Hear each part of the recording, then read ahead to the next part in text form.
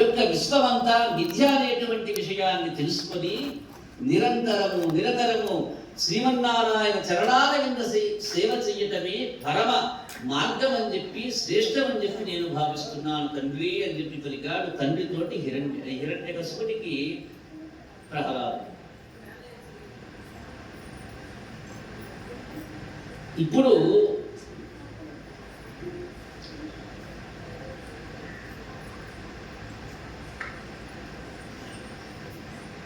ఏం జరిగింది? పిల్లవాడి మనసు మార్చమని చెప్పి గురువులైనటువంటి చండామార్కుల వారికి ఆదేశించారు. ఇక్కడ కుమారునిలో ఉన్నటువంటి దోషం ఏమిటి? ప్రథమంగా వాడు భక్తి మార్గంలో ఉన్నాడు, ఇది ప్రథమ దోషం అనుకున్నాడు. పైగా అది మార్చడానికి గురువు దగ్గరికి పంపించి వీడు ఎంతవరకు నేర్చుకున్నాడా, వీడిలో మార్పు ఏమిటా తెలుసుకుందామని చెప్పి పిలిపించి తొడ మీద కూర్చొని తల నిమిది ముద్దులాడి మరీ అడిగాడు, ఎదిరా నాయనా నీవు నేర్చుకున్న జ్ఞానం మీద ఒకసారి చూపించనున్నాడు. వెంటనే ఏం చెప్పాడు?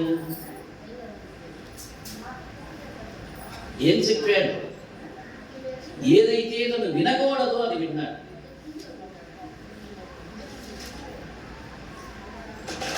ఏదైతే తను వినకూడదో అది విన్నాడు. ఏమిటది? శత్రు ప్రశంస చేశాడు.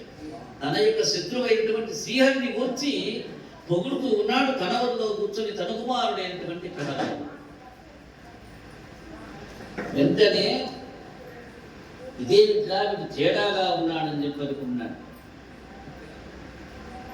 చిరునవ్వుతోటే నాయన ఆలోచించి చూడగా నీ మాటలు నాకు మరీ విడ్డూరంగా ఉన్నాయిరా. నీ బుద్ధి నీకే మనస్సులో దోచిందా, లేక దుర్మార్గులైన పరులెవరైనా నేర్పించారా ఈ విద్య? నీకు స్వతహాగా వచ్చిందా? ఎవరైనా బోధించారా నీకు ఈ యొక్క బుద్ధిని? నీ గురువైన భార్గవులే నీకు రహస్యంగా యొక్క వక్రబుద్ధి నేర్పించారా? తండ్రి నీకు తెలియదేమో, వైకుంఠుడు అనేటువంటి వాడు మన పట్ల అపరాధం చేశాడ్రా. నీ పినతండ్రిని పొట్టన పెట్టుకున్నాడు. అతన్ని మన వంశంలో వర్ణించకూడదు ఇప్పుడు కూడా. అసలు వాణ్ణి వర్ణించవలసిన పని నీకేమున్నదిరా నాయన? పుత్ర సురులను తరిమి వేయడమో, సురశ్రేష్ఠుల్ని నలిపి పారేయటమో, సిద్ధులను అనేక విధంగా వేధించటమో, ముని శ్రేష్ఠుల్ని బాధించటమో, యక్ష కిన్నర గంధర్వ విహంగ నాగ శ్రేష్ఠుల్ని నాశనం చేయటమో మొదలైన కార్యాలు చేయాలి. మనం దైత్యులను, మనం ఎవరైతే దేవతాగణాలు ఉన్నాయో వాటిని శిక్షించడం మన యొక్క లక్షణంగా ఉండాలి. అంతేగాని హరి గిరి అనుకుంటూ మోహాంగుడవై చెడిపోయావు కదా అని తండ్రికి చెప్పగానే ప్రహ్లాదుడు గురువు కనుక చూస్తూ అన్నాడు,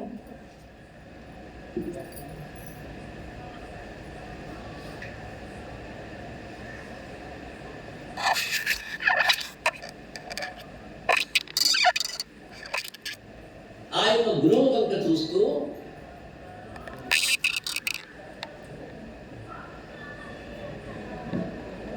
ఎవరి ఎందు సంపూర్ణంగా మనసు నిలుపుకున్నట్లయితే ఎరుకగలిగి తనవారు పరులు అనేటువంటి మాయాజనిత మిథ్యా భావాలు కలగక మోహ నాశనం అవుతుందో అలాంటి పరమేశ్వరుడికి నేను నమస్కరిస్తున్నానన్నాడు. అందరి యందు ఆత్మరూపిణిగా కలిసి ఉండేటువంటి సర్వాత్మకుని కేవల ప్రజ్ఞ ద్వారానే తెలియబడి జ్ఞానస్వరూపుని కొందరు అజ్ఞానులు మేము వారు నీవాడు తనవాడనేటువంటి వేదముల చేత మాయావసులై శుష్కవాద ప్రతివాదముల చేత నిరీపింపదలుచుకుంటూ మూఢునిలాగా బ్రహ్మాది వేదల్లాగా యొక్క పరమాత్ముడైనటువంటి విష్ణువుని దర్శింపజాలకున్నారయ్యా. తండ్రి, ఇలాంటి వాళ్ళు శ్రీ మహావిష్ణువుని చూడగలరా? వారికి కనపడున ఆ యొక్క దేవుడు అన్నాడు. అనగానే ఓ బ్రాహ్మణోత్తమ గురుదేవ, ఇనుము అయస్కాంతము సన్నిధిలో ఏ విధంగా ఆకర్షితమై భ్రాంతమవుతుందో ఆ విధంగానే దైవ యోగము చేత నా మనస్సు శ్రీహరి చెంత ఆకర్షితమై ద్రవించిపోతున్నదయ్యా.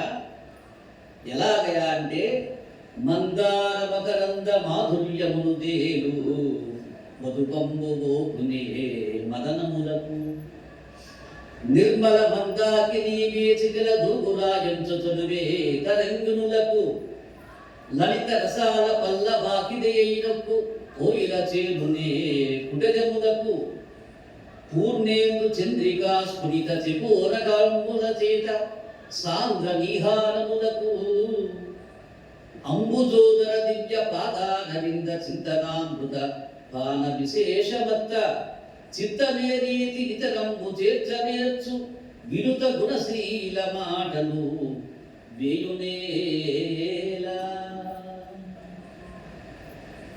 ఓ గురుమహాశయ, గురోత్తమ, మందార పుష్పాల మకరంద మాధుర్యములో తేలేటువంటి తుమ్మెదలు ఉమ్మెత్త పువ్వుల పోగి ఎప్పుడైనా వెళ్తాయా నాయన?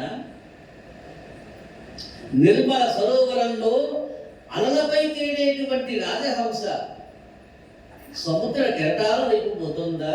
ఉప్పు నీళ్లు సముద్రంలో, కానీ సరస్సులలో నిర్మలమైనటువంటి నీళ్లు ఉంటాయి. అక్కడికి పోతాయా రాజహంసలు?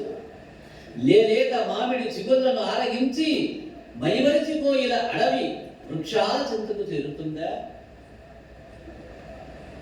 పూర్ణ చంద్రుని యొక్క పండు వెన్నెలలో పరవశించేటువంటి చెగోడ పక్షి దట్టమైన పొగల మంచులలోకి వెళ్తుందా నాయన? లేదయా, అలా వెళ్ళలేవన్నీ ఉత్తమ సంజాతులవన్నీ కూడా ఉత్తమమైనటువంటివన్నీ సాత్వికంగా ఉండిపోతాయి. సర్వ గుణోపేతుడైనటువంటి శ్రీమన్నారాయణ యొక్క దివ్య చరణాల కింద సేవ చేస్తాయి అవన్నీ. ఆ విధంగా విష్ణుపాద పద్మ ధ్యానామృతాన్ని రోలి మద్దిల్లేటువంటి నా యొక్క చిత్తము ఇతర విషయాల వైపు ఎలా పోతుందయా గురువర్య?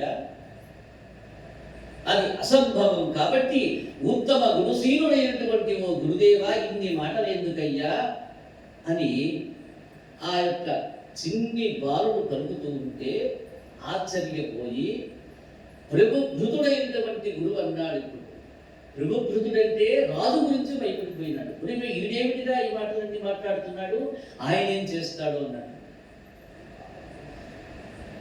బాలక, ఇదేళ్ళ వాడివిరా, నువ్వు పిల్లవాడివి, ఇన్ని బడాయి ఉంటుందిరా నీకు?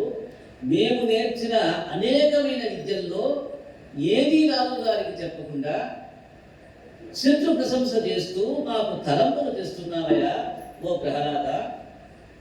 మీ వంశానికి అపకీర్తి చేస్తున్నావు నీవు. మేమేనాడైనా ఈ మాటలు చెప్పామా నీకు?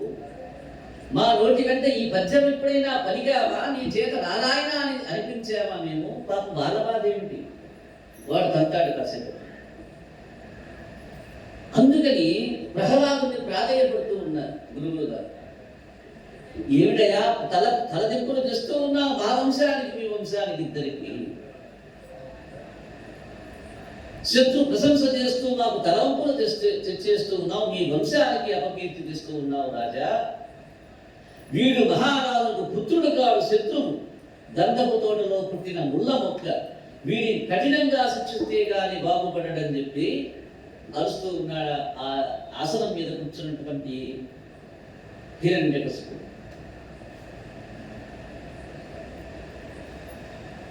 ఎప్పుడైతే తను ఊహించిన దానికంటే వ్యతిరేకంగా ఉందో ప్రహ్లాదుని యొక్క ఈ యొక్క గుణగణాల యొక్క వివరణ, వెంటనే మరలా వీడిని విద్యాలయానికి పంపించాలి, ఇక్కడ తగడనుకున్నాడు. మరలా తిరిగి తీసుకువెళ్ళారు. అతనికి ధర్మశాస్త్రము, అర్థశాస్త్రము, కామశాస్త్రము, రాజనీతి అన్నీ బోధించారు మళ్ళా దగ్గరుండి. మరి ఈ విధంగా ప్రహ్లాదుడు అన్నీ నేర్చుకున్నాడు. వాళ్ళు చెప్పింది ఏది పొందుకోవటంలో అన్నీ అప్పచెప్తూ ఉన్నాడు అందరికంటే ముందే. ఇవన్నీ అప్పచెప్తూ ఉంటే సంతోషించారట గురువులు. మళ్ళా ఓహో లైన్లో పడ్డాడుకున్నాడు. అతన్ని తల్లిగారైనటువంటి లీలావతి దగ్గరికి తీసుకువెళ్ళి ఇలా అన్నారట, నాయన ప్రహ్లాద కుమారా, నీకు ఇప్పుడు సకల విద్యలు అవ్వే, చక్కగా నేర్పావు, నువ్వు నేర్చుకున్నావు, అన్నీ అప్పచెప్పావు. నీ తండ్రి ప్రశ్నిస్తే సరైన జవాబులు చెప్పు నాయన. ఎందుకని ముందు తల్లి దగ్గరికి కూర్చోబెట్టి చెప్తూ ఉన్నారు. అక్కడికి పోతే ఈయన అదే చెప్తాడు, ఆయన మళ్ళీ అరుస్తాడు. తండ్రి విష్ణు ప్రసక్తిని మాత్రం ఎత్తద్దు ఇక్కడిక. ఆయన పేరు దయచేసి చెప్పొద్దురా నాయన, మా పరుగులు ప్రాణాలు కాపాడాలి నువ్వు. ఇదిగో మీ తల్లి ముందే చెప్తూ ఉన్నాను, అమ్మా లీలావతి వింటూ ఉన్నావా అని ప్రతిమ అనుకున్నారు. చిన్నగా తల్లితో సహా పిల్లవాడైనటువంటి ప్రహ్లాదుని రాజుగారి దగ్గరికి తెచ్చారు. సంతోషంతో నాయనా రారా ఇలా కూర్చోమని చెప్పి మళ్ళా ఒళ్ళో కూర్చోబెట్టుకున్నాడు. హిరణ్యకశిపుడు కుమారుడైనటువంటి ప్రహ్లాదుని ముద్దాడి తలనిమిడి ప్రియాలాపాలు చేసి, నాయనా నీవు చదవటం మొదలుపెట్టి ఇన్నాళ్ళైంది కదరా, గురువులు నీకు ఏ విధంగా విద్య నేర్పించారో, నేర్చుకోవలసినటువంటి ఏ విషయాలు నీకు నేర్పారో దాని యొక్క సారాంశం తెలుసుకోవాలనే కుతూహలం నాకు పెరిగిపోతుంది నాయన ప్రహ్లాద. నీవు నేర్చుకున్న విషయాల్లో ఒక్క అంశం మీదనైనా ఒక పద్యాన్ని వినిపించి దాని తాత్పర్యం నాకు చెప్పవయ్యా అని చెప్పి మరలా అడిగాడు తండ్రి గారైన హిరణ్యకశిపుడు కుమారుడైనటువంటి ప్రహ్లాదుని.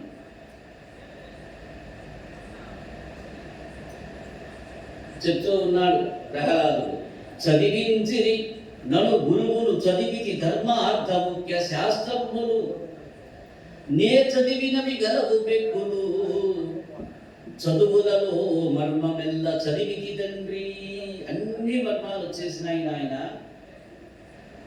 చక్కగా చెప్పారు గురువుల గారు నాకు అన్ని విద్యలు. అర్థశాస్త్రము, ధర్మశాస్త్రము, యుద్ధశాస్త్రము, ముఖ్యమైన శాస్త్రాలన్నీ తిరగవేశారు. ఇంకా చాలా ఉన్నాయి చదివినవి. చదువులో సారమంతా చదివేశారు. అది ఏమిటంటే, తమ హృద్భాషల సఖ్యమున్ శ్రవణముంగా సత్వమున్, వందనార్చనమున్ సేవయునాత్మలో నిర్గజన్, సంకీర్తనం చింతనంబను నీ 9 భక్తి మార్గముల, సర్వాత్మను హరిన్ నమ్మి సజ్జనుడైయుండుట, భద్రమున్ చుదలతున్ సత్యంబుదైత్య అనేసారు. నాయనా నేను చదివానయా, కేవలం లౌకిక చదువులే కాదు, బ్రహ్మజ్ఞానాన్ని కూడా చదివేసి మనోవాక్కాయ కర్మల ఏకత్వం అనేటువంటి శ్రవణము, దాసత్వము, వందనము, అర్చనము, సేవ, ఆత్మ నివేదనం, సంకీర్తనం, చింతనం అనేటువంటి 9 భక్తి మార్గాన్ని ఆశ్రయించి సర్వాత్ముడైనటువంటి శ్రీహరిని నమ్మి సజ్జనుడై ఉండటయే క్షేమకరం అనేటువంటి విషయాన్ని తెలుసుకున్నాను నాయన. ఇదే సత్యము తండ్రి. హరిభక్తి లేని వారి జీవితాలు నిస్సారములు, వ్యర్థములు, వారి జన్మ వృధా వృధా వృధా అని చెప్పి 3 సార్లు పలికాడు. జీవితంలో 9 రకాల విధాలైనటువంటి భక్తులు సూచించబడి ఉన్న విధంగా శ్రవణం, కీర్తనం, విష్ణోహు స్మరణం, పాద సేవనం, అర్చనం, వందనం, సత్యం, ఆత్మ నివేదనం. ఈ యొక్క 9 భక్తులలో ఏదో ఒక భక్తి విధానాన్ని ఆచరించాలి మానవుడిగా పుట్టినవాడు. ఆ యొక్క ఆచరణ ద్వారా శ్రీమన్నారాయణుడే దివ్యమైనటువంటి దైవత్వంగా భావించి ఆయన్ని ప్రసన్నత చేసుకునేటువంటి తత్వానికి బద్ధుడవ్వాలి మానవుడు. అలా లేనటువంటి వారి యొక్క జన్మ వృధా నాయన. ఈ విషయం నేను స్పష్టంగా తెలుసుకున్నాను. కమలాక్షు దర్శించు కరములు కరములు, శ్రీనాథు వర్ణించు జిహ్వ జిహ్వ, సురలక్షణి చూచు చూట్కులు చూట్కులు, శేషశాయికి మృక్కు శిరము శిరము, విష్ణునా కర్ణించు వీణులు వీణులు, మధువైరి దవిలిన మనము మనము, భగవంతు బలగొను పదములు పదములు, పురుషోత్తముని మీది బుద్ధి బుద్ధి. నాయన వినవయ్యా, శ్రీహరిని పూజించే చేతులే చేతులు, ఆయన దగ్గరికి పోని చేతులు చేతులు కావయా. శ్రీనాథుని వర్ణించేటువంటి నాలుకే అసలైన నాలుక. శ్రీపతిని చూసేటువంటి చూపులే నిజమైనటువంటి చూపులని తెలుసుకున్నా తండ్రి. శేషసాయికి మొక్కని శిరస్సున్నదే, అది శిరస్సు కాదురా, తల వంచి శ్రీమన్నారాయణ పాద రజాన్ని తాకేటువంటి తలే నిజమైన తలగా తెలుసుకున్నా. విష్ణు కథలు వినేటువంటి చెవులే నిజమైన చెవులు తండ్రి. మధుసూదన్ని తలిచేటువంటి మనస్సే నిజమైన మనస్సని నేను రూఢీకు చేశాను. భగవంతునికి ప్రదక్షిణలు చేసేటువంటి పాదాలే నిజమైన పాదాలు. అది మానవుడి పాదాలు, లేకుంటే జంతు పాదాలుగా గుర్తించు. పురుషోత్తముని యందు నిలిచేటువంటి బుద్ధే బుద్ధిగా తెలుసుకున్నాను తండ్రి. చక్రధారిని గురించి తెలియజేసేటువంటి చదువులే నిజమైన చదువు. ఇదే బ్రహ్మజ్ఞానం అన్నారు. గోవిందుని గురించి బోధించేటువంటి గురువే గురువు. ఇక మిగతా అరువు ఆయన దేవుడు, ఈయన దేవుడు, ఈ మూలకెళ్ళు ఆయన ఉంటాడు, ఈ మూలకెళ్ళు ఆయన ఉంటాడు, ఆయన నీకేదో ఇస్తాడు, నీకు అన్నీ చూయిస్తాడు అనేటువంటి గురువు అతను నిజమైన గురువు కాదన్నాడు. అయ్యా ఇంకా చెప్తూ ఉన్నా, కుంభునీధవు చెప్పేది గురుడు హరి చేరుమని అనేటువంటి తండ్రి. నాయనా నీ యొక్క కులదైవం శ్రీనివాసుడురా, నిరంతరము ఆయన్ని మనస్సులో పెట్టుకొని గృహార్చన చెయ్యాలనేటువంటి మాట చెప్తాడే ఆయనే నిజమైన తండ్రి. ఇది కూడా చెప్పేశాడు. అంటే ఇప్పుడు పరోక్షంగా నీవు తండ్రివి కాదని చెప్పి అన్నాడు. కంజాక్షుడుకు గానిక అయంబు గాయమే భవన ఉంబిత చర్మ భస్త్రిగాక వైకుంఠు బొగడని వక్త్రంబు వక్త్రమే ఢమఢమధ్వనితోడి ఢబ్బుగాక హరి పూజనము లేని హస్తంబు హస్తమే తరుషాక దిర్విధ దర్విగాక కమలేసు చూడని కన్నులు కన్నులే తను కడ్బజాల రంధ్రములుగాక చక్రి చింతన లేని జన్మంబు జన్మమే కరళ సలిల ఉద్భవంబుగాక విష్ణు భక్తి లేని విభుదుండు విభుదుడే పాద యుగముతోడి పశువుగాక అనేశాడు తండ్రి. శ్రీహరి సేవ చెయ్యని శరీరం కేవలం గాలితో నిండిన కొలిమి తిత్తయ్యా తండ్రి, అది శరీరం కాదన్నాడు. వైకుంఠిని స్తుతించలేని నోరు కేవలం ఢమఢమ ధ్వని చేసే ఢక్కే కాని నోరు కాదన్నాడు. హరి పూజ చేయని చేయి కేవలం కర్రతో చేయబడ్డ తెడ్డు లాంటిదయ్యా, అది అన్నం ఉడికించడానికి దానిలో తిప్పేది అవుతుందన్నాడు. కమలేశుని చూడని కన్నులు కేవలం శరీరం అనే గోడలో ఉన్న రంధ్రాలు కన్నులు కావదన్నాడు. చక్రధారిని గురించి ఆలోచించని జన్మ క్షణికమైన నీటి బుడగ లాంటిదన్నాడు. విష్ణు భక్తి లేని పండితుడున్నాడే, ఆ పండితుడు కేవలం 2 కాళ్ళ పశువుగా నేను తెలుసుకున్నానయా తండ్రి, నువ్వు కూడా ఇదే తెలుసుకో. సంసార జీభూత సంఘమునిచ్చునే చక్రిదాస్య ప్రబంధమును లేక తాపత్రయాఖిల దావాగ్నులాలవే విష్ణు సేవామృత దృష్టి లేక సర్వం కషావధౌ జల రాసు లింపునే హరి మనీషావడ భాగ్ని లేక. తండ్రి ఓ దానవేంద్ర, సంసారం అనే కారు మేఘ సమూహాలు చక్రధారుడు సేవలనేటువంటి పెనుగారులు విచ్చకుండా తొలగిపోతూ ఉంటాయి. తాపత్రయాలనబడే దావాగ్నులు విష్ణు సేవామృత వర్షధారులు కురియకుండా చల్లారవు నాయన. ఈ యొక్క శరీరం తాపత్రయాలతో నిండిపోయింది. పుత్ర మిత్ర కళాత్రులు అనేటువంటి తాపత్రయం చేత నశైపోతూ ఉంది. ఇలాంటి యొక్క శరీరానికి ఏంటయ్యా చల్లదనం అంటే శ్రీ మహావిష్ణువు యొక్క సేవనం చేసేటువంటి తత్వం, శ్రీమన్నారాయణ నామాన్ని ఉచ్చరించేటువంటి తత్వమే అమృతధారుడై కురుస్తాయ్యా. శ్రీహరి యందు నిర్మల నిర్మాణ భక్తి లేనిదే యొక్క సంసార బంధాలు వీడవు, మోక్షం సిద్ధించదని చెప్పి ఉపదేశం చేస్తూ ఉన్నాడు. అలాంటి ఆ యొక్క చిన్నారి బాలుని మాటలు తండ్రికి ఎలా ఉన్నాయి, శూలాల్లాగా గుచ్చుకుంటూ ఉన్నాయి. గురువు వైపు చూశాడు గురివి ఒక్కసారి. అలా చూస్తున్న రాజుతో, అయా ఓ రాజా, తమ తప్పిదమేమీ లేదని, బాలుడు హరిభక్తిని ఎలాగ పెంచుకుంటున్నాడో తమకి తెలియదని గురువులు విన్నవించుకున్నారట. అప్పుడు ప్రహ్లాదుడు అన్నాడు, గురువుల తప్పిదమేమీ లేదని ఇలా చెప్తూ అన్నాడు, ఓ అజ్ఞానాంధకారంలో పడి ఇంద్రియ సుఖాలలో మునిగి చస్తూ పుడుతూ మళ్ళీ మళ్ళీ చస్తూ పుడుతూ ఉండే గ్రహవతులైనటువంటి వారికి ఇతరులు చెప్పినా స్వతహాగానైనా ఇక ఎవ్వరేమిచ్చినా కానీ అంత సులువుగా ఈ హరిని తెలుసుకునే బుద్ధి కలుగుతుందా? తండ్రి సంసార చక్రంలో చుట్టూ తిరుగుతున్న వాడికి శ్రీహరి భక్తి ఎలాగా కుదురుతుందయా? వారు ఇతరులకేమి బోధించగలరు? ఈ సంసారం ఒక లోతైన సాగరం వంటిది. కామక్రోధాలే దాని యొక్క కెరటాలరా నాయన. దాన్ని దాటాలంటే హరిభక్తి ఒక్కటే నావా. హరిభక్తి లేనివాడు సంసార సాగరంలో మునిగిపోతూ ఉంటాడు సతతం. చదువులు పాండిత్యాలు ఎందుకు పనికిరావని చెప్పి వారు మళ్ళా చెప్పేసరికి రాక్షసరాజు రౌద్రాకారుడైనాడు. కొడుకు కిందకి తోసివేశాడు. ఇలా ఆజ్ఞాపించారట, మంత్రులారా, నాకు వీడు పుత్రుడు కాదు, శత్రువు నాడు కడుపున పుట్టాడు. నా తమ్ముని హతమార్చి మాకు వైరైనటువంటి శౌరినే వీడు కొలుస్తూ ఉన్నాడు. ఎంత మందలించినా వినకుండా నాకే శత్రువుగా తయారయ్యాట. వీడిని తీసుకుని వెళ్ళండి, వధించి నా దగ్గరికి తీసుకురండి, దయతలతో వీడియో అనేసరికి రాక్షసులు ఆ యొక్క బాలుని చుట్టుముట్టి నానా విధాలుగా హింసిస్తూ ఉన్నారు. ఎన్ని హింసలు పెట్టినా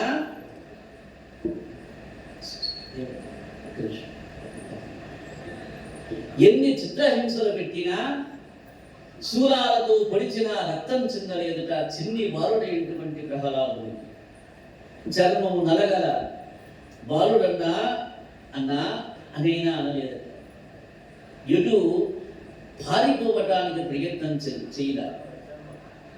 ఓ ధర్మరాజా, ఇంతటి శిక్షలు విధిస్తూ ఉంటే ఆ యొక్క చిన్ని బాలుడు నిజమైన తలగ్గలేదయ్యా. వారి యొక్క తండ్రి యందు గాని ఆ యొక్క సైనికుల యందు గాని. ధర్మరాజా రెచ్చిపోయి రాక్షసులు తనకి చిత్రహింసలు పెడుతుంటే ఆ కుమారుడు మాటి మాటికి, ఓ పండగశాయి దానవ భంజ జగదీశ దీనశరణ్య, ఓ పరమ పావన, ఓం నమో నారాయణాయ, ఓం నమో నారాయణాయ, ఓం నమో నారాయణాయ అంటూ నామాల్ని పెద్దలంగా ప్రకటిస్తూ ఉన్నాడు. ఓం నమో